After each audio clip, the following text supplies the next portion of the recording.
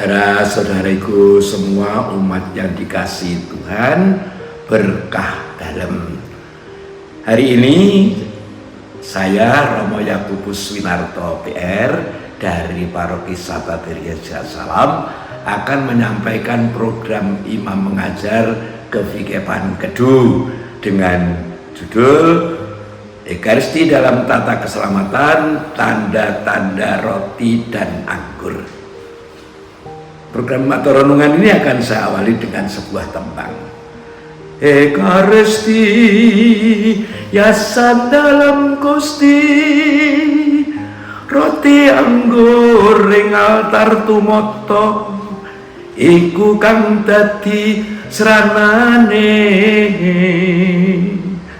Manah ora-ora sampun mongko rejeki saben hari. Limang roti wis tumangkar, toya malih anggur. Iku pratandha minulya korban jati sangsara seda sayekti. Ngener kamulyan lono. Ada 3 penanda berkenaan roti dan anggur yang menjadi bahan pokok Ekaristi. Yang pertama, bahwa roti dan anggur adalah hasil dari bumi, yang berarti anugerah Tuhan. Anugerah dari Tuhan yang adalah hasil bumi ini kemudian diolah oleh manusia. Kesatuan antara anugerah dengan olahan manusia itu disyukuri dalam doa syukur Yesus menjadi tubuh dan darahnya. Timbal balik antara anugerah dan olahan manusia itu kemudian dipersembahkan kepada Tuhan dan dimohon menjadi makanan dan minuman bagi orang-orang yang menyatu dalam iman kepada Kristus sebagai wujud persatuan dengan Tuhan dan dengan sesama. Hal ini tertuang dalam doa persiapan persembahan yang diucapkan oleh Imam in persona Christi. Terpujilah Engkau ya Bapa Allah semesta alam, sebab dari kemurahan-Mu kami menerima roti yang kami persembahkan kepadamu. Inilah hasil dari bumi dan usaha manusia yang bagi kami akan menjadi roti kehidupan. Terpujilah Engkau ya Bapa Allah semesta alam, sebab dari kemurahan-Mu kami menerima anggur yang kami persembahkan kepadamu. Inilah hasil pokok anggur dan usaha manusia yang bagi kami akan menjadi minuman rohani. Yang kedua, mengingatkan kita pada perjalanan bangsa Israel yang ketika di padang gurun mendapat roti manna yang kemudian diolah menjadi makanan mereka sehari-hari sebagai tanda kasih setia Allah akan perjanjian. Pada saatnya nanti, sesudah sampai tanah yang dijanjikan, mereka akan makan dan minum hasil keringat mereka sendiri dengan mengolah tanah yang dijanjikan oleh Tuhan tadi. Yang kedua, mukjizat penggandaan roti.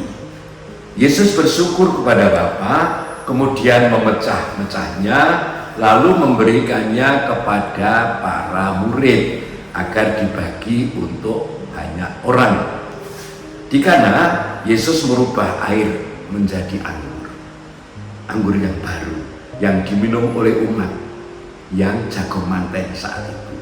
Hal itu dinyatakan sebagai penanda bahwa perubahan air menjadi anggur di kana itu telah memaklumkan saat kemuliaan Yesus. Ia menyampaikan penyempurnaan perjamuan pernikahan dalam kerajaan Bapa, di mana umat beriman akan minum anggur baru yang telah menjadi darah Kristus. Itulah kesejatian korban. Yesus dipecah dan dibagi untuk kepentingan banyak orang. Roti yang dijadikan tubuh Kristus dimakan dan anggur yang dijadikan darah Kristus diminum. Kita diingatkan oleh perilaku burung pelikan yang ada di PPSM ini, yang merobek-robek tubuhnya agar dagingnya bisa dimakan anak-anaknya, biar anak-anak tetap hidup meskipun karenanya induknya harus mati. Rela mati demi kehidupan anak-anaknya. Yesus rela mati menyerahkan tubuh darah demi keselamatan umatnya. Yesus menyatakan hal ini dalam Injil Yohanes yang antara lain mengatakan, yang makan dagingku dan minum darahku akan mempunyai hidup kekal. Yohanes 6:56. Kata-kata ini memunculkan dua reaksi. Pertama, perkataan ini keras. Siapakah sanggup mendengarkannya? Lalu orang pergi mengundurkan diri dari Yesus dan tidak mengikutinya lagi. Ekaristi dan salib memang adalah batu-batu sandungan. Keduanya membentuk misteri yang sama. Namun itu tidak berhenti menjadi sebab perpecahan. Karena apa? Yang kedua, sesudah itu Yesus bertanya kepada murid-muridnya sebagai tantangan, apakah kamu tidak mau pergi juga? Namun dijawab oleh para murid, Tuhan, kepada siapakah kami akan pergi? Perkataanmu adalah perkataan hidup yang kekal, dan kami telah percaya dan tahu bahwa Engkau adalah yang kudus dari Allah. Pertanyaan ini bergema sepanjang masa. Melalui pertanyaan ini cintanya mengundang kita supaya mengakui bahwa hanya Dialah memiliki kehidupan kekal, dan bahwa siapa yang menerima Ekaristinya dengan penuh iman menerima Dia sendiri.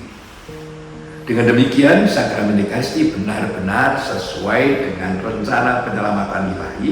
Kenapa?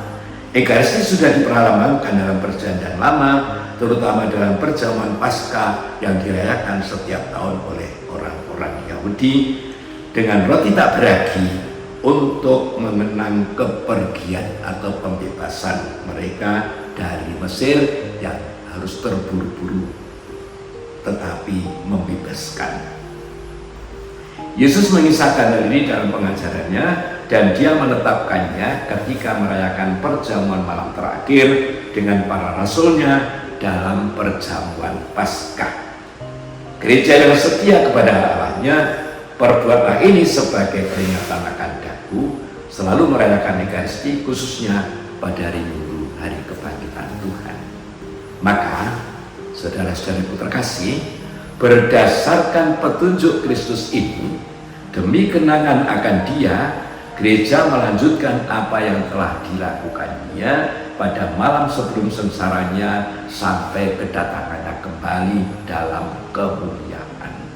Dengan demikian, merayakan Ekaristi atau nderek mesuci berarti nderek korban dalam Sang Kristus, yang berarti kita selalu siap dipecah dan siap dibagi bagi kepentingan kehidupan bersama, sebagaimana dikatakan Rasul Paulus dalam suratnya kepada umat di Roma, tak seorang pun dari kita yang mati untuk dirinya sendiri, sebab jika kita hidup untuk Tuhan, dan jika kita mati, kita pun mati untuk Tuhan. Dan bila untuk Tuhan berarti juga untuk sesama, karena Yesus pernah mengatakan, segala sesuatu yang kamu lakukan untuk salah seorang saudaraku yang paling hina ini, kamu melakukannya untuk aku. Nah, saudara-saudariku terkasih, risalah Imam Mengajar ini akan saya tutup dengan tembang lagi. Nalikane bojono daluti, Gusti Yesus pasrah slira lan rah, roti lan anggur wujude, pangorbanan kang linuhung dadya tebusaning projanmi,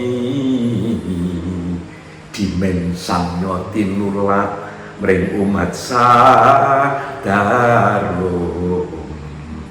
wani korban jiwa raga ngabdi Gusti lelati lan lelati mring sesami, ratri kelawan raina. Matur nuwun berkah dalem.